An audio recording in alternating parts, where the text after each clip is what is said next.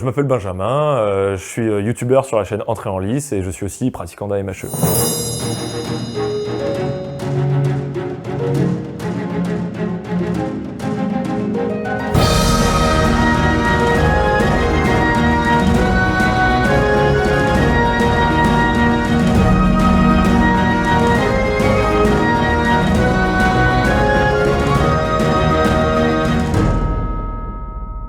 Du coup, t'as une chaîne YouTube, le nom de la chaîne YouTube c'est quoi? Et ben c'est Entrée en lice. Donc pourquoi Entrée en lice? Parce que on parle de lice de combat quand on fait du combat historique et du coup vu que je rentre dans ce sujet-là, et ben c'est un petit jeu de mots, Entrée en lice, dans la lice avec moi, que je vous explique comment ça marche. Comment t'en es venu à te lancer sur YouTube? Pourquoi t'as fait ce pas-là Et ben, là-dessus? en fait, déjà, donc je pratique des arts martiaux historiques européens. Ça vient de la reconstitution historique. C'était des gens qui voulaient un peu plus étudier comment fonctionnaient les arts martiaux à l'époque et avoir un aspect un peu plus sportif et sérieux, on va dire, dans cette démarche-là. Et du coup, moi, ça fait 7 ans que j'en fais. Donc, je fais principalement de l'escrime germanique, donc plutôt de la période de la Renaissance. Donc ça va être des maîtres d'armes comme Meyer, etc., de la tradition lichtenarienne. Et je me disais, en fait, il n'y a personne qui en parle sur Internet, en tout cas en France. Ouais. T'as des gars les anglophones, t'as Scalagrim qui est très connu, Shadiversity, et je me suis dit, ça serait super bien qu'il y ait un Français qui en parle, quoi, pour les gens qui ne sont pas habitués au YouTube anglophone. Et vu que j'ai toujours kiffé la vidéo à côté, bah, je me suis dit, allez, autant se lancer là-dedans, et pourquoi pas en parler. Donc voilà, c'est pour ça que j'ai lancé un peu cette chaîne Entrée en lice. Du coup, tu as dit que tu étais AMHeur. Est-ce qu'à côté de ça, tu avais une formation en histoire là-dessus? Enfin, comment tu t'es développé justement cette culture historique Eh bah pas du tout. Alors j'ai pas de formation vraiment universitaire en histoire parce que moi je viens du milieu du sport. Donc j'ai fait une formation STAPS, je suis professeur d'activité physique adaptée.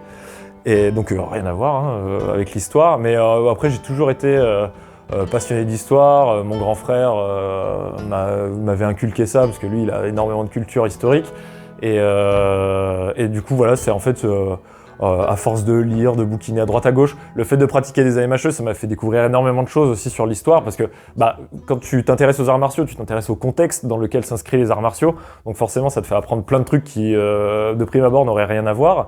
Et du coup, en fait, c'est un petit peu comme ça, en me formant de moi-même, en lisant du coup des thèses, des bouquins, et au fur et à mesure, j'ai pu me développer un background qui me permet aujourd'hui de pouvoir en parler, j'espère assez, on va dire, de manière propre sur YouTube.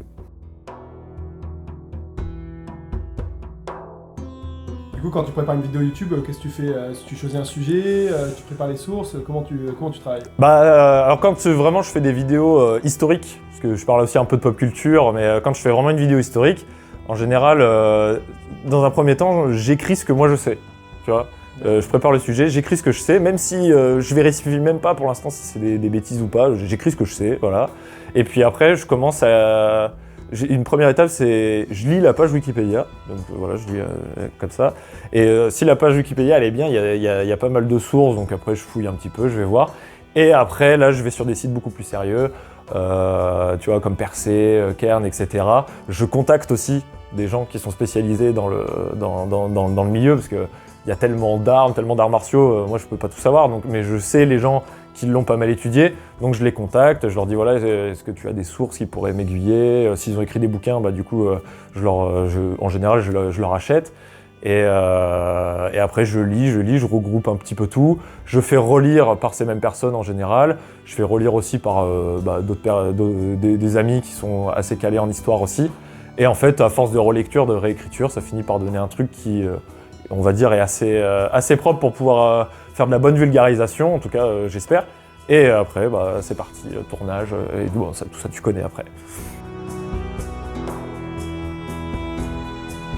Qu'est-ce qui caractérise ta chaîne? C'est quoi le concept? Et du coup, moi je voulais faire de la vulga historique, mais on va dire en faisant vraiment de l'histoire vivante, c'est-à-dire en montrant plus qu'en parlant, parce que c'est vrai que des chaînes de vulga historique qui en parlent, il y en a énormément. Moi je me suis dit, j'ai le matériel pour, j'ai les connaissances martiales pour, faut que je le montre aussi. Donc le but c'était En plus d'en parler, c'était de faire des démonstrations. Alors soit sur du débunkage, si c'est par exemple je parle d'une idée reçue qu'on voit dans les films, tu vois, dire bah voilà, ça on voit ça dans les films, est-ce que dans la vraie vie ça marche? Et du coup voilà, je fais des petits tests et tout. Donc c'est vraiment montrer et pas juste en parler. Donc voilà, j'essaye toujours d'avoir, quand je parle d'une arme, d'avoir l'arme avec moi ou en tout cas un simulateur pour pouvoir faire des démos. Donc c'est un petit peu ce qui va me différencier, je pense, des autres chaînes YouTube Histoire. C'est qu'il y a cet aspect plus ludique, on va dire, et plus actif qu'on retrouve moins sur les autres chaînes, quoi. Quels sont les différents types de vidéos que tu fais? Quels sont les différents genres que tu abordes?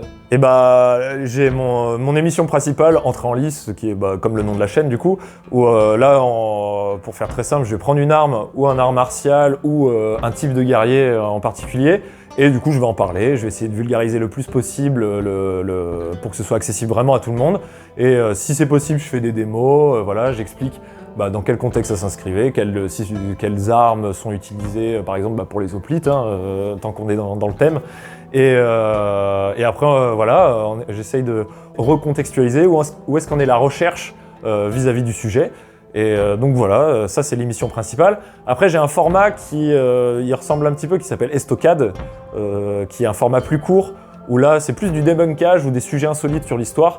Je vais parler par exemple d'armes un peu bizarres, ou parler de, je sais pas, d'un concept dans les jeux vidéo qu'on retrouve, par exemple les attaques lourdes, tu vois, dans les jeux vidéo. Je vais parler de ça et je vais dire, bah, est-ce que du coup dans la vraie vie, il y a vraiment cette idée d'attaque légère et d'attaque lourde quand on fait du vrai combat. Et du coup, voilà, j'en parle et je débunk un petit peu ça aussi.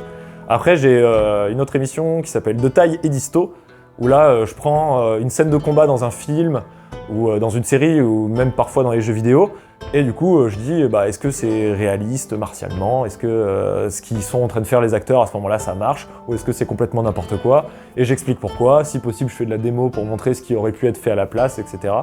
Donc voilà, et après j'ai une dernière, je vais lancer une émission bientôt qui va s'appeler le Codex Geek, où en gros je vais prendre une arme iconique de la pop culture.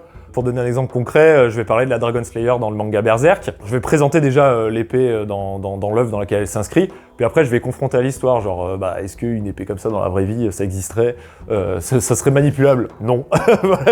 je spoil l'épisode, mais non. Et du coup, après par exemple, je peux dire, bah voilà, est-ce qu'il y a eu des épées vraiment avec une taille de ouf qui ont pu exister dans l'histoire, et dans quel contexte elles pouvaient s'inscrire, voilà.